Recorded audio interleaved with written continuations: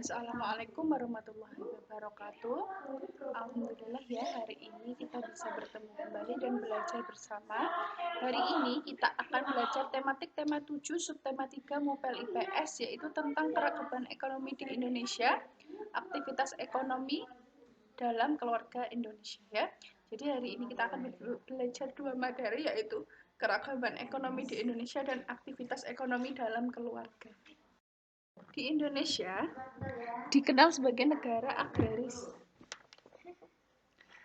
yaitu sebagian besar penduduknya memiliki mata pencaharian di bidang pertanian.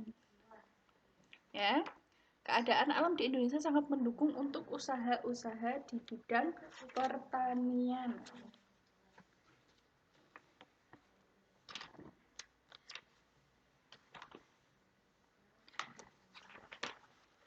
Nah, untuk memenuhi kebutuhan hidupnya, banyak orang tua kita yang menjadi petani ya.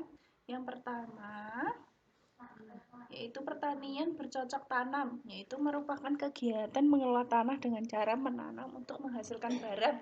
Contohnya seperti padi, jagung, dan buah-buahan atau sayur-sayuran juga.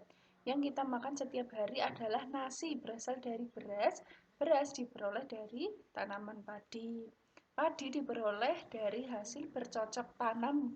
Petani menjual hasil pertanian ke pembeli dan memperoleh uang untuk memenuhi kebutuhan hidupnya. Jadi kebutuhan hidupnya berasal dari uang yang mereka menjual hasil pertaniannya.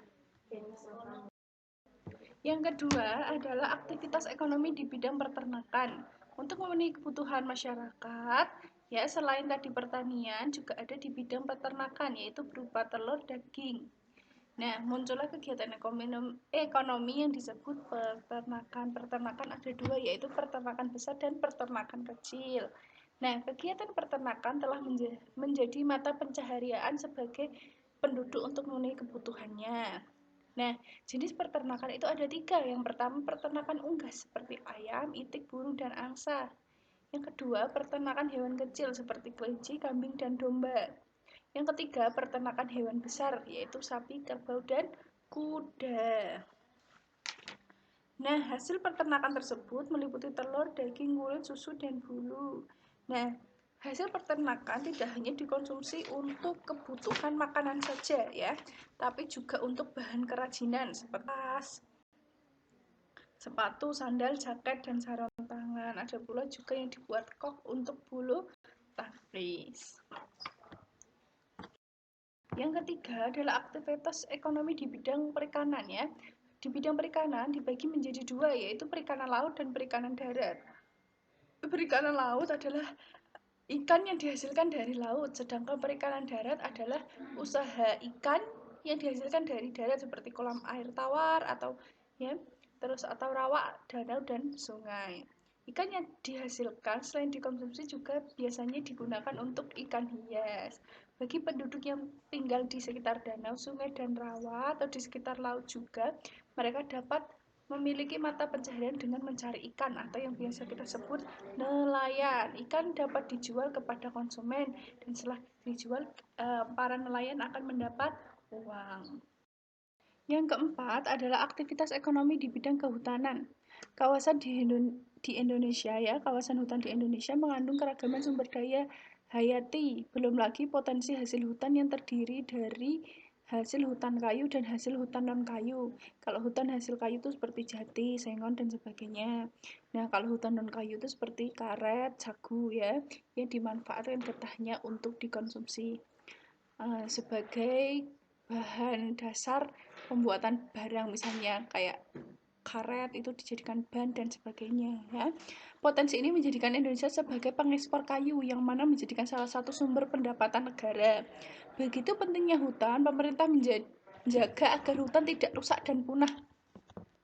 Pelestarian hutan dilakukan dengan adanya undang-undang perlindungan hutan. Jadi kita tidak boleh sembarang menebang hutan karena ada undang-undangnya atau peraturannya ya. Orang yang ingin menebang hutan harus mempunyai izin dari HPH atau hak pengusahaan hutan. Jadi mana kayu hutan yang tidak boleh ditebang dan siap ditebang. Jadi tidak boleh menebang sembarangan karena ada beberapa hutan yang memang tidak boleh ditebangi ya. Para peramban hutan adalah orang yang menebang hutan tanpa izin dari pemerintah. Mereka hanya memikirkan keuntungan pribadi. Akibat dari perbuatan mereka itu akhirnya merusak kelestarian hutan dan mengakibatkan tanah longsor dan banjir seperti sekarang di mana karena banyak hutan ditebangi secara liar. Aktivitas ekonomi dalam keluarga ya. Nah, aktivitas ekonomi dalam keluarga. Seluruh anggota keluarga mempunyai kebutuhan yang harus dipenuhi.